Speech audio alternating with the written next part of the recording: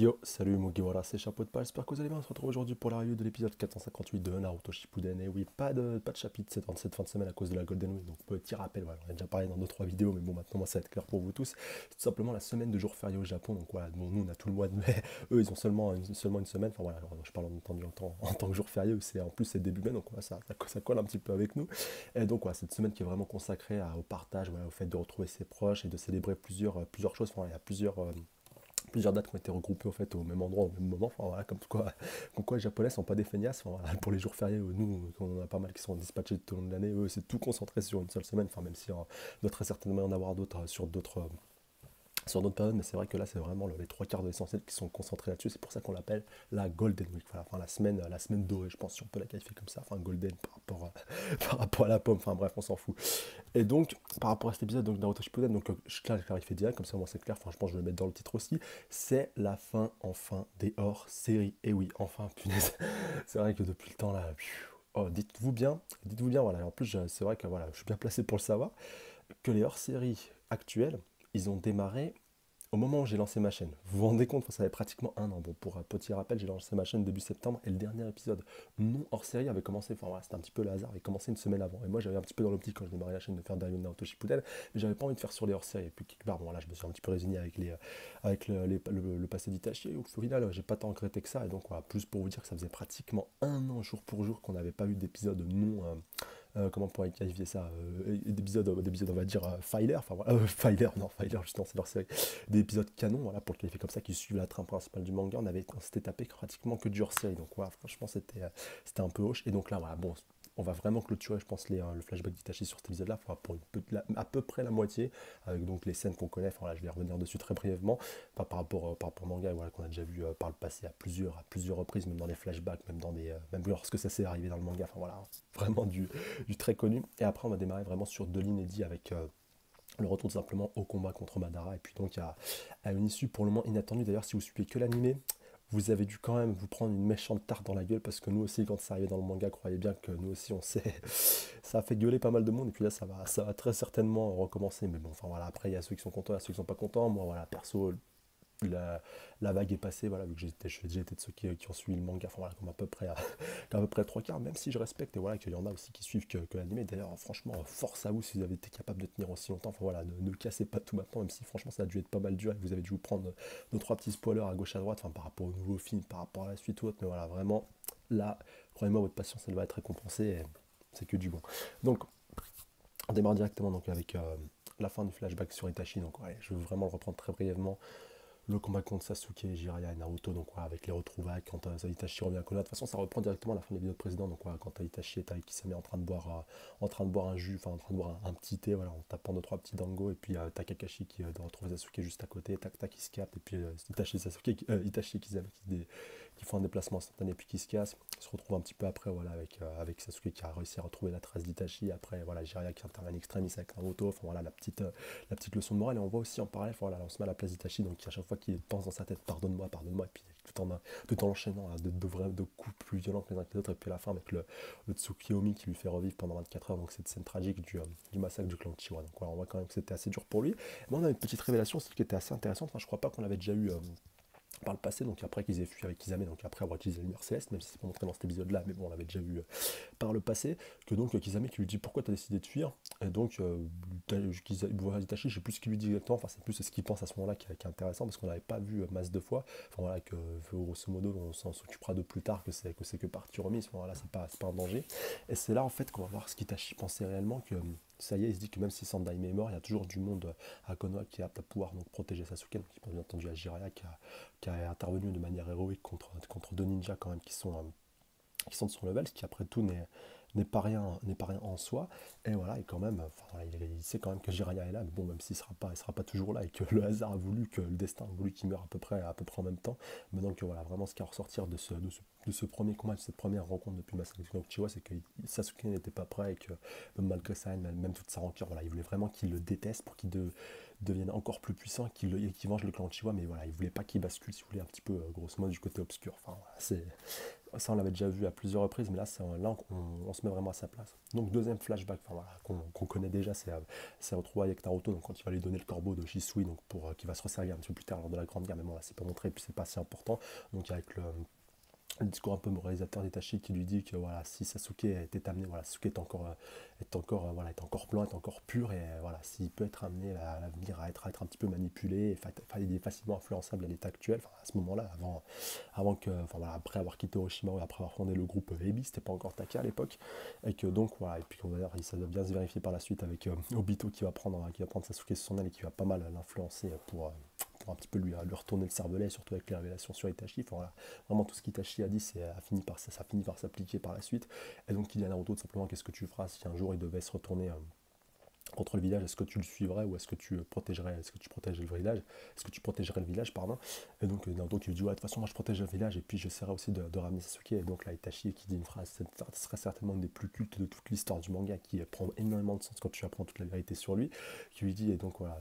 quel enfant tu fais, voilà, les shinobi sont amenés parfois à faire des choix très difficiles, ils se retrouvent devant des dilemmes, et voilà, lui est le mieux placé pour en parler, lui qui a eu vraiment un choix encore plus difficile que celui de Naruto, voilà, Naruto qui doit choisir quelque part entre le village et entre un mec, lui qui a choisi entre son clan et son village, donc voilà, c'était encore beaucoup plus cornélien, là où Naruto aurait eu éventuellement qu'une seule personne à tuer, Itachi a dû tuer toute sa famille, donc voilà, tu vois que même là, c'est assez difficile. Et puis donc Naruto, voilà, qui lui montre sa résolution, qui lui dit non, non, je lâcherai rien, je ferai tout, j'arriverai à le ramener à Konoha, quitte à y laisser ma peau. Et donc on voit qu'Itachi à ce moment-là avait été convaincu, puis lui avait laissé son corbeau. Par la suite, on va voir donc ça s'enchaîne, voilà, avec le combat contre Itachi, voilà, le combat meurtrier. Et puis est-ce que ce combat était magnifique. Donc voilà, avec Itachi tranquille sur son trône dans le repère du clan Uchiwa, Sasuke qui lui arrive. Et puis après, voilà, on ex tout le combat et puis on voit Itachi donc, qui lui fait sa petite sa petite tapette, sa petite tapounette, ouais, parce que tapette, ça passe pas très bien. Sa petite, sa petite tapounette donc sur le front, donc voilà, qui lui transmet entre temps aussi son Mangekyo Sharingan, enfin, sa capacité à pouvoir donc, utiliser la lumière céleste pour Obito, enfin ça on l'avait vu un petit peu après, juste petite piqûre de rappel. Et puis donc voilà, ça se passe sans trop de difficulté, enfin comme on l'avait vu, on l'a vu à plusieurs reprises, voilà, on l'a bouffé à toutes les os, donc voilà, désolé Sasuke, c'était non, ça c'est c'est après, c'était cette dernière fois, donc voilà. Et donc tout ça qui se termine au final assez bien. Après on enchaîne donc avec Kitachi en Edo Tensei directement quand il retrouve Sasuke. Ce coup-ci tu fais pas la petite tape sur le front, il le prend littéralement dans ses bras et puis il lui dit voilà, désolé Sasuke, c'était la dernière fois. Et donc voilà, peu importe le chemin que tu prendras, je serai toujours fier de toi. Voilà, ce qui fait un petit peu écho aussi à ce que ses parents lui avaient dit à l'époque où ils étaient morts, donc quoi, que malgré tout, même si Itachi a quand même choisi cette voie-là, ils étaient quand même fiers de lui, et donc voilà, pareil pour Itachi qui fait un petit peu ce passement de flambeau à Sasuke, et donc voilà, Sasuke maintenant qui est fermement résolu, donc on revient au présent à ce moment précis de l'épisode, donc voilà, il s'est quand même passé à peu près la moitié, mais là voilà, c'est que le début, on va vraiment arriver au gros bail avec un Madara plus furieux que jamais voilà, qui veut en découdre, qui est énervé d'ailleurs que Sasuke et puis toute la bande, voilà, Kakashi, voilà, toute la Team 7 ne soit pas fait avoir par le Mugen Tsukuyomi, voilà, le Tsukuyomi infini, pareil pour Obito et puis Zetsunor, voilà, vu que c'est Zetsunor qui a repris le contrôle d'Obito, voilà, je tiens quand même à le rappeler depuis que arrachage de Rinnegan dans la dimension du Kamui précédemment, voilà, qui a permis donc l'éveil du Mugen Tsukuyomi pour ceux qui auraient éventuellement zappé. Et donc voilà, Madara qui va nous faire un long monologue. Donc voilà, j'ai petits extraits choisis j'ai pris soin de noter. Donc voilà, qui leur déclare que la dernière chose qui leur sépare de ce monde parfait, voilà, c'est deux par rapport à Madara. Donc qui déclare que les quatre, donc voilà, la Team 7 est le seul obstacle qui le sépare donc, de son monde parfait, voilà, qui sera un petit peu l'antithèse de celui que Hashirama voulait créer. Car voilà, par rapport à cette critique qu'il va faire pendant un petit moment quand même, pendant son petit monologue dans cet épisode-là, par rapport au monde d'Hashirama, quelque part il a un petit peu contribué, d'ailleurs il le reconnaît que lui aussi il était à l'origine de ce projet, donc de créer un village ninja pour mettre fin à ces périodes de guerre où les enfants mouraient, les enfants allaient à la guerre, les enfants mouraient, donc voilà, lui il peut en témoigner avec tous ses petits frères, pareil pour Hashirama, enfin voilà, pour tous les enfants qui sont morts au combat, donc il voulait créer un monde shinobi stable, voilà, où tout le monde pouvait vivre en paix quelque part, mais que malgré ça, quand même lui, voilà, il reconnaissait qu'il y avait toujours des rancœurs un petit peu intestines et intérieures, enfin voilà, notamment au sein du clan Chiwa, mais qu'à l'époque, aucun d'eux ne voulait se rebeller, voilà, contrairement à l'époque de Minato et puis à l'époque de l'attaque de Kyuubi par Obito, où c'était vraiment l'opposé, où ils étaient vraiment dans la mentalité de Madara. Enfin, c'est dommage que Madara n'ait pas vécu à cette époque-là, enfin, il n'ait pas été chef du clan Chiwa à cette époque-là, enfin, ça aurait été très certainement différent. Comme pour la mentalité, elle évolue pas mal au cours du temps, mais bon, après tout ce qui s'est passé avec les Danzo, avec les Tobirama, enfin après tout ce qu'ils ont fait, leur ont fait sur voilà, mais j'aime beaucoup Tobirama, mais malgré tout il a été de ceux qui ont amené, si vous voulez, cette rébellion, qui ont amené quelque part un peu le massacre du clan Chihuahua. Ça, on ne peut pas le nier malheureusement, et Sarutobi aussi, quelque part, vu qu'il n'a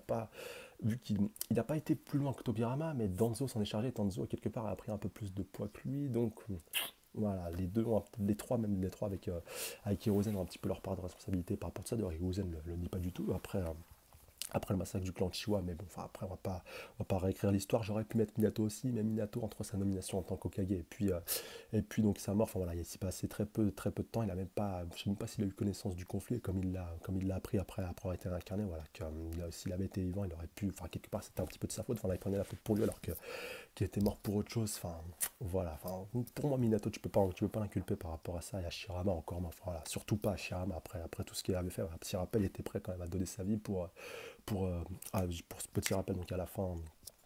fin donc, du conflit contre Madara, du conflit total après la mort d'Izuna, donc Madara avait fini à terre, et donc Hashirama qui lui dit voilà, maintenant si tu veux qu'on mette fin à ce conflit, soit tu tues ton frère, soit tu me tues moi. Et donc Hashirama qui était prêt à s'enfoncer le poignard, voilà, pour sacrifier lui-même et pour mettre un terme à ces conflits. Et c'était Madara, c'était ce même Madara qui avait stoppé son bras pour mettre fin à ce conflit, et donc qui avait permis la naissance de Konoha. Donc voilà, Hashirama, tu peux pas le blâmer. Bah, voilà, petite mention spéciale pour Hashirama, voilà, le mec est imblâmable. Et donc pour reprendre un petit peu le discours de Madara, donc, il dit que c'est ce système que Hashirama a créé, voilà, ce système de village shinobi qui a été copié par la suite par le conseil des 5 Kage, enfin voilà, que le modèle est apparu comme ça, mais qu'au final ça a servi à rien, vu que les guerres ont continué, que les conflits ont continué, ça a débouché sur 3 grandes guerres ninja, et quand même lui le reconnaît, il a été à l'origine de la 4ème grande guerre ninja, donc voilà, même Sakura, voilà, Kuzurir sa gueule à ce moment-là, bon, désolé pour ceux qui l'aiment bien, mais là, elle n'avait pas du tout voix au chapitre, et vous allez voir que ça va pas s'arranger par la suite, que voilà, qui dit ah oui, de toute façon oui, c'est toi qui a déclenché la 4ème grande guerre ninja. Et donc voilà, enfin Madara qui est un petit peu en mode euh, en mode Osef, et qui lui dit surtout voilà, que j'aurais bien voulu pas faire cette grande guerre. Et puis ça reprend un petit peu ce qu'Obito a dit au conseil des 5 Kage, remettez-moi tout au Biju, comme ça au moins c'est réglé, je peux activer mon Genso Kiyomi, et puis basta, on fait pas de guerre. Et puis voilà, bien entendu, là, le conseil des 5 Kage allait pas lui dire qu'elle allait pas leur remettre les 2 Biju restants, mais comme quoi il était prêt à utiliser un petit peu la diplomatie pour régler ce conflit, et qu'au final, bah, c'est un petit peu débouché à rien. Comme quoi c'est pas quelqu'un de fondamentalement mauvais, Madara. Enfin, voilà, faut pas lui jeter la pierre autant que ça. Enfin, je sais que certains vont vous tomber des nues quand je vais dire ça, mais le mec, il est quelque part. Si on devait faire un peu un parallèle avec Star Wars, c'est un petit peu pareil avec l'esprit des Jedi et l'esprit Sith. Enfin voilà, la pensée. D'ailleurs, Maître Yoda le dit pas mal, enfin le dit très bien dans l'épisode 5. Le côté obscur, c'est la voie la plus simple, la plus facile, et on peut parfaitement faire le parallèle avec les Uchiwa, avec la pensée de Madara qui voilà, un petit peu baissé les bras, avait dit de toute façon, voilà, maintenant ça sert à rien, il s'est passé trop, enfin voilà, puis quelque part il y a aussi le vécu qui compte, bien entendu, qui dit que de toute façon on peut rien faire, voilà, le monde ninja est condamné à être comme ça, voilà, tant qu'il y aura des ninjas, tant qu'il y aura du chakra, il y aura des guerres, et que le seul moyen pour pouvoir mettre fin à ces conflits, c'est tout simplement le Mugen Tsukiyomi, ou un monde, certes c'est un monde d'illusion, mais c'est un monde de paix, au moins les gens vivent leur rêve, et puis basta, voilà, tout le monde est content, et puis moi je suis en parallèle, entre parenthèses, moi je suis le maître de ce monde, de cette illusion. Enfin, voilà, je suis un petit peu le marionnettiste au bout de la marionnette qui la manipule. Et donc d'un autre côté, tu as un petit peu la voix Nindo Naruto qui l'a affirmé, puis qui l'a réaffirmé aussi tout au long du manga, qui lui dit que non, voilà, même s'il y a des obstacles qui se dressent devant lui, il fera tout pour pouvoir imposer la paix par ses propres moyens, voilà, comme il l'a dit à Nagato, comme il l'a dit à Itachi justement, enfin, voilà, comme il l'a dit à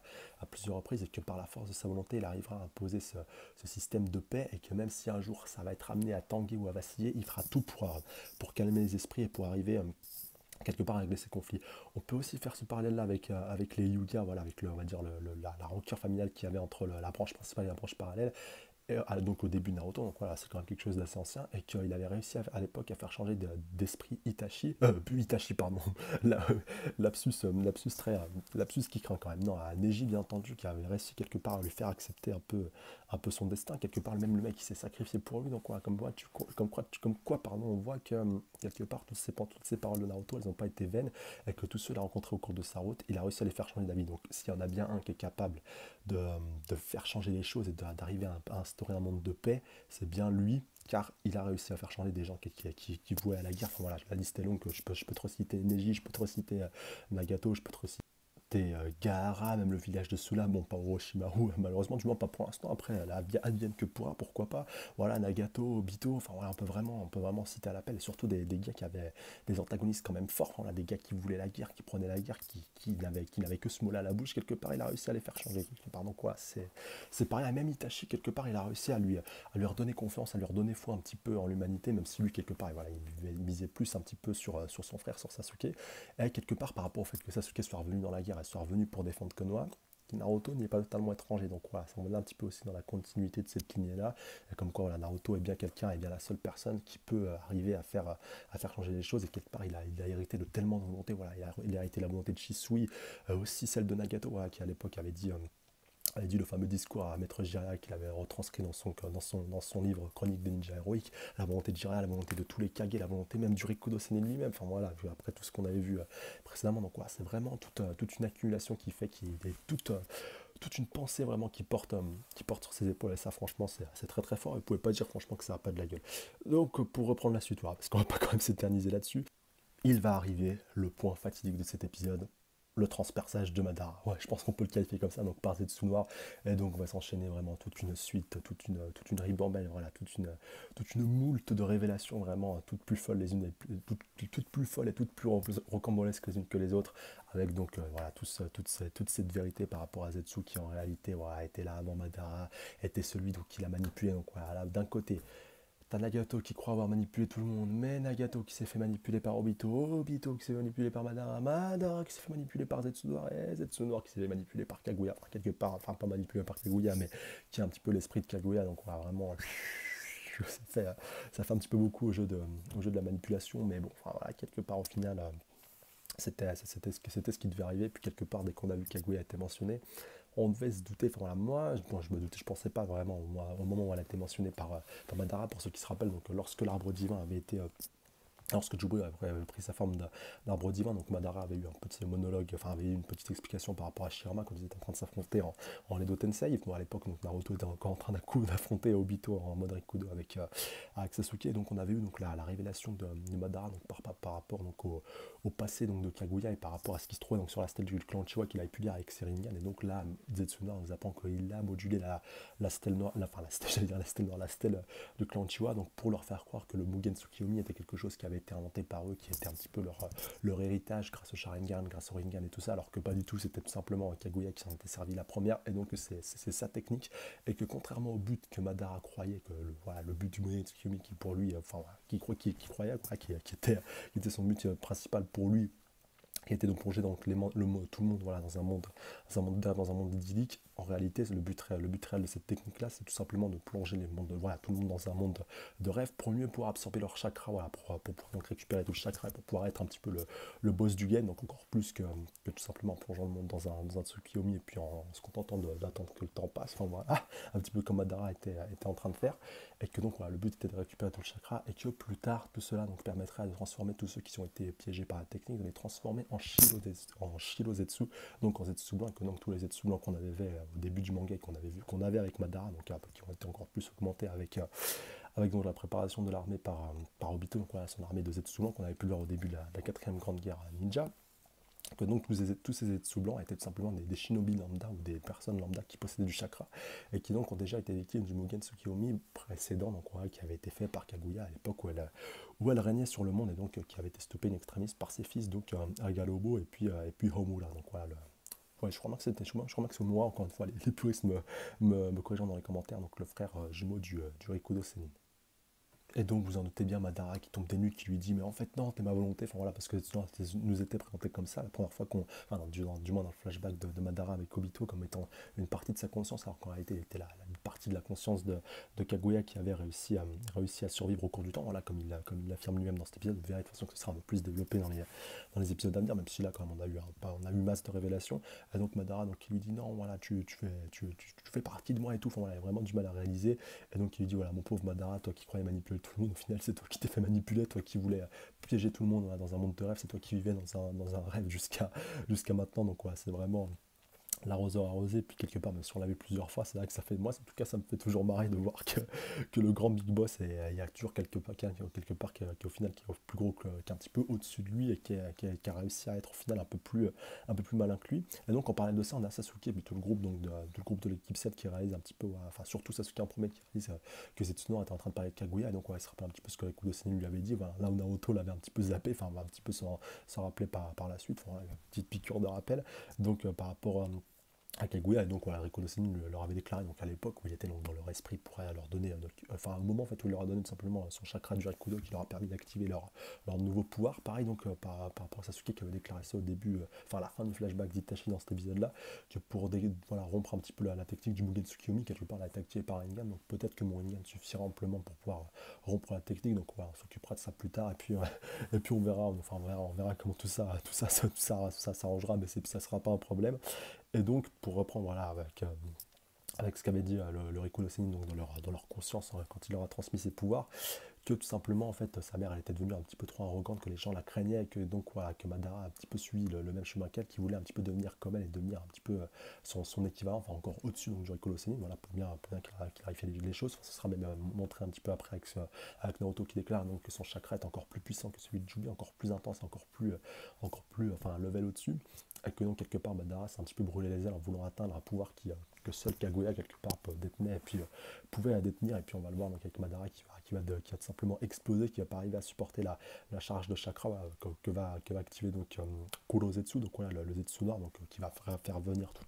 toutes les amas, enfin toutes les masses de chakra qui sont présentes par les gens qui sont fait piéger par le Mugen Tsukimi, donc autant dire tout le monde, toute la population qui a vu la lune rouge écart, donc ouais, ça fait quand même masse de chakra, on voit même le chakra qui limite qui sort de terre et donc qui vient littéralement vers le corps de ce pauvre Madara qui est en train de gonfler un peu comme un ballon de baudruche et qui est pas loin d'exploser. Par contre, j'ai pas beaucoup aimé le traitement qui a été fait dans cet épisode-là, voilà, parce que dans le manga c'était un petit peu mieux fait vu qu'il y avait littéralement Madara qui explosait de tous les sens. Enfin, là on voyait Yann qui se faisait exploser, qui finissait brisé, qui finissait brisé en mille morceaux. Quelque part ça avait un peu de sens vu que Kaguya n'a pas de Rinnegan. Enfin voilà, logique, Lulu qui récupère sa Rinnegan et non, elle a toujours ses Byakugan, et alors que là on a juste une sorte de mutation, une sorte de moulage qui s'opère donc avec le troisième œil donc qui se rouvre, enfin, qui est le seul point commun entre Kaguya et puis Madara, et puis donc avec ses Byakugan, et puis donc à la fin de l'épisode, Kaguya qui est de retour, et puis ça va chier dans les prochains épisodes. Et donc l'épisode se termine là-dessus, donc ouais, vous avez pu voir dans la preview, enfin si vous l'avez maté, bon ça c'est pas trop gros spoiler, enfin voilà, je vois à peu près quel chapitre ça va traiter, de toute façon ça va aller dans la continuité, mais maintenant je pense que ça va aller très vite par rapport à la fin de... punaise, par rapport à la fin de Shippuden,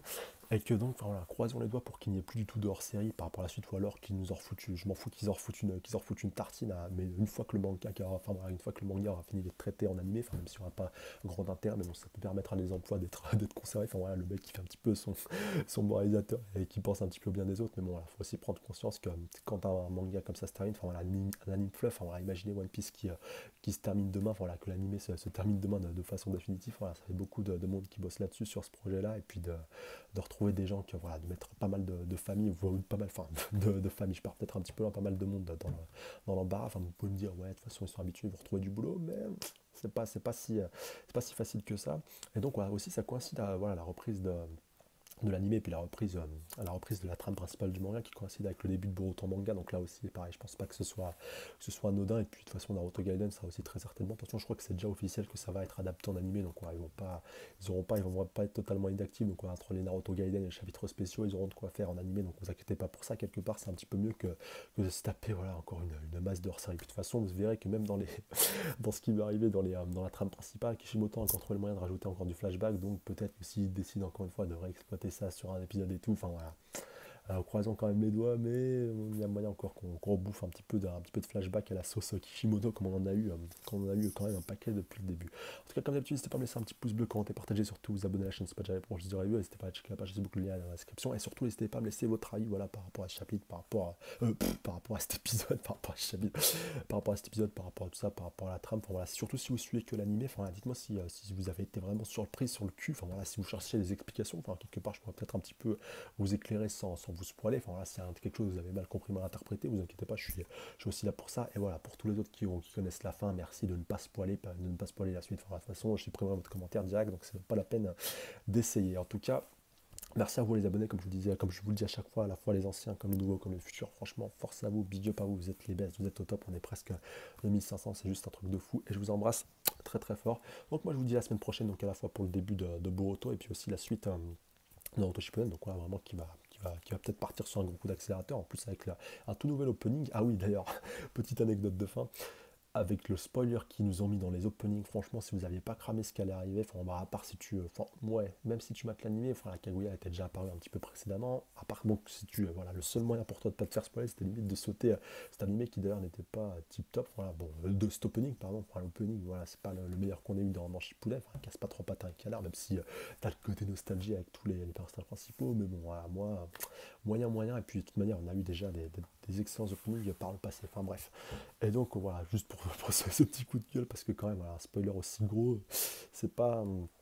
c'est pas rien, c'est pas anodin, et puis ça prouve au moins, ça prouve encore une fois, enfin en tout cas je pense que tous les producteurs, quand on avait plus rien à foutre, et que pour eux, voilà, tout le monde connaissait déjà la fin, soit par Stormcat, soit par le manga, donc enfin voilà, faut à vite oublier cette petite anecdote, et j'espère moi qu'ils ont intérêt à nous faire un opening qui déchire sa race pour le tout dernier opening de Naruto Shippuden, parce que là quand même c'est pas rien, et puis pour ce qui va arriver par la suite, encore une fois, sans spoiler,